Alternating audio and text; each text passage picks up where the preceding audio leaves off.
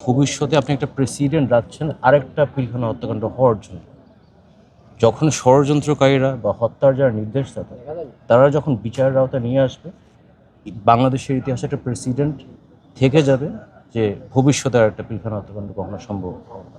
একনল advanced hygiene সোপের natural ব্যাকটেরিয়ালাইসিস technology জীবাণু থেকে দেয় 99.99% প্রোটেকশন। একনল অ্যাডভান্সড হাইজিন সোপ এবার জীবাণু ধুলাবালি ঘাম ক্লিন বোল্ড।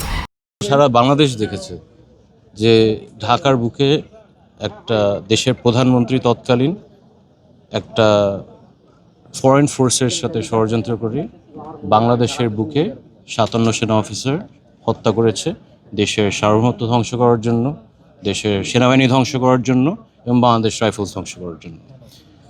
এই কারণেই কিন্তু তার ফ্যাসিজম বা ডিকটেটরশিপটা বলে টিকতে পেরেছে, কারণ সে সাহসী দেশপ্রেমিক আদর্শিক সেনাবাহিনী কর্মকর্তাকে হত্যা করে তার ক্ষমতা চিরস্থায়ী করেছে।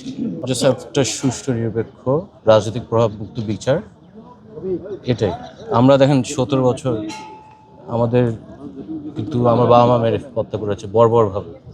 এটা তো আসলে বর্ণনা করতে পারে না। 57 সেনা পরিবারের যে জীবন যেমনি কাটতে হয়েছে অনেকজনের কল্পনার বাইরে। তো আমাদের তো আসলে আমরা তো সরকারের কাছে ওরকম কিছু চাচ্ছি না, শুধু বিচারে যাচ্ছে, সুষ্ঠু বিচার। কারণ পিলখানা হত্যাকাণ্ডর বিচারটা যদি না হয় তাহলে ভবিষ্যতে আপনি একটা প্রেসিডেন্ট রাখছেন আরেকটা পিলখানা হত্যাকাণ্ড হওয়ার জন্য।